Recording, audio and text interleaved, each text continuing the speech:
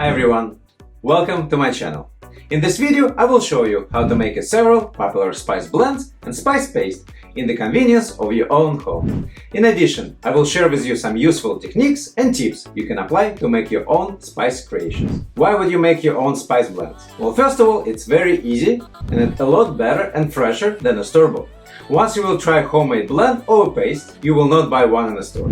Before we start making our first blend, let me give you several tips. Don't make a lot of spice blend at once. Spices lose their flavor as soon as you ground them, so make as much as you need for a short period of time.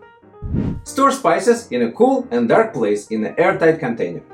And always label your spice mix with a date, so you know how long it has been around. First, let's start with Zatar spice blend. It is a very popular spice mix in Mediterranean cuisine. Zatar has a lot of health benefits and anti-inflammatory properties. You can use it as a seasoning and condiment. It gives a very nice round herbal flavor. For the spice blend you only need 4 ingredients, so it's super simple to make. Collect all the spices. I highly recommend toasting whole and ground spices to release aromatic oils.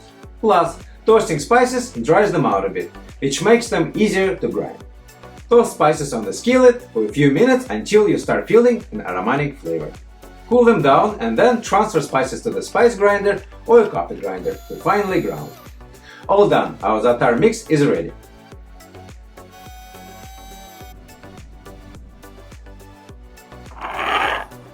You ask me how to use Zatar. Sprinkle it over eggs, combine with olive oil to make the paste to bake on top of the bread. Also, it goes well with roasted potatoes or fries.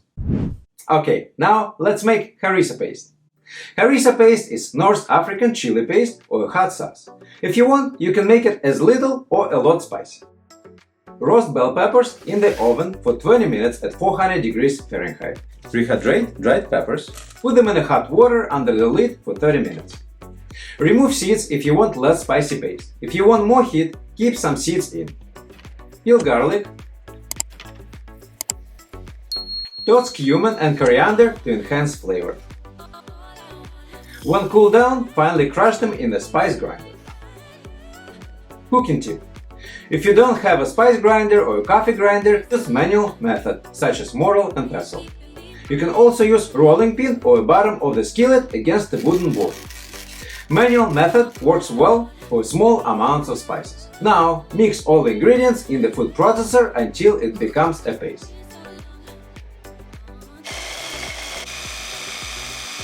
Stream in oil in the process. Taste it to see if it needs more salt. How to use harissa. Use with chicken, vegetables, meat or fish. Also, it works great as a marinade. Eat with bread and olive oil. You can add it to shakshuka and pretty much use it as a hot sauce. Last but not least, Garam Masala spice blend. Garam Masala is a spice blend widely used in Indian cuisine, from curries and lentil dishes to soups. Also, garam masala makes a great seasoning for meat. Collect all spices. Toast spices on the skillet to bring up the flavor. Process all the ingredients in the spice grinder for 20 to 30 seconds until finely grinded. All done, your spice mix is ready. Add the spice mix at the end of the cooking process to add more amazing flavor and aroma to your dish. And final cooking tip for today. Sprinkle food with seasoning from the food above. It makes seasoning distribute more evenly and as a result your dish will taste better.